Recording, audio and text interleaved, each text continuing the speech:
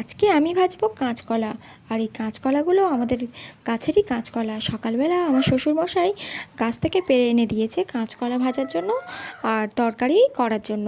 তো তরকারি তো করব না, আজকে কাঁচকলাগুলো ভাজবো, ছাঁকা তেলে কড়কড়ে করে ভাজবো। কড়কড়ে করে কাঁচকলা ভাজলে বাড়িতে সবাই খেতে বেশ ভালোই বাসে, আর আমিও খুব ভালোবাসি। আর আজকে আরও একটা তরকারি হবে, কলমি শাক আর পেঁপে দিয়ে একটা ঝোল হবে। তো সেই তরকারিটা তোমাদের সঙ্গে তো শেয়ার করেছি, বারবার আর শেয়ার করব না। আর আজকের আমাদের বাড়িতে অনেক কুটুম্ব আসার কথা, কিন্তু ওনারা শুনেছে আমাদের বাড়িতে আসতে নেই একটা কারণে, তাই ওনারা কেউ আসবে না। আর কালকের একটা আত্মীয় এসেছিলো আমাদের বাড়িতে, কিন্তু তারা বিকেলবেলা এসে সঙ্গে সঙ্গে চলে গিয়েছে একটু চা খেয়ে। কারণ আমাদের বাড়িতে থাকতে নেই, খেতে আছে কিন্তু ও রাত্রে থাকতে নেই কারণ আমার বরের একটা ঠাকুরের মায়া হয়েছে, তো সেই জন্য থাকতেই নেই।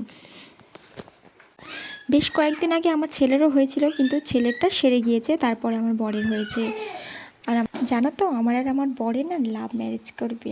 সে অনেক কথা, সেটা এই ভিডিওতে বলতে গেলে তোমরা তো ভিডিওটা পুরোটা দেখবে না, এত বড় হয়ে যাবে। তো তাই বলছি না, তোমরা যদি জানতে চাও কমেন্টে জানাবে, তাহলে তোমাদেরকে একটা ভিডিওর মাধ্যমে আমি গল্প করে শোনাবো যে আমাদের কিভাবে বিয়ে হয়েছে। আর আমাদের বাড়িতে কম বেশি সবাই কাজ করে, শুধু আমার শাশুড়ি মা ছাড়া। উনি মানে বাইরের কোনো কাজ করে না, ঘরের কাজ করে। কিন্তু আমাদের বাড়িতে প্রত্যেকটা মানুষ বাইরের কাজ করে। আমার দেওর কাজ করে ডেলিভারিতে, আমার বর অ্যাপোলোতে কাজ করে, আর আমি কাজ করি ব্যাংকের একটা বেশি কোম্পানিতে কাজ করি, মানে ব্যাংকেরই কাজ করি। তো কাজটা আমিও অনেক কষ্ট করে পেয়েছিলাম, তো সেই কাজটা আমি ধরে রাখতে চাই। এখন বেশ কয়েকদিন বন্ধ হয়ে আছে, কিন্তু আমি চাই কাজটা আবার করতে। সেই কাজটা আমি করব, আমি জানি। তাহলে আজকের মতো আসি, আবার কালকে দেখা হবে।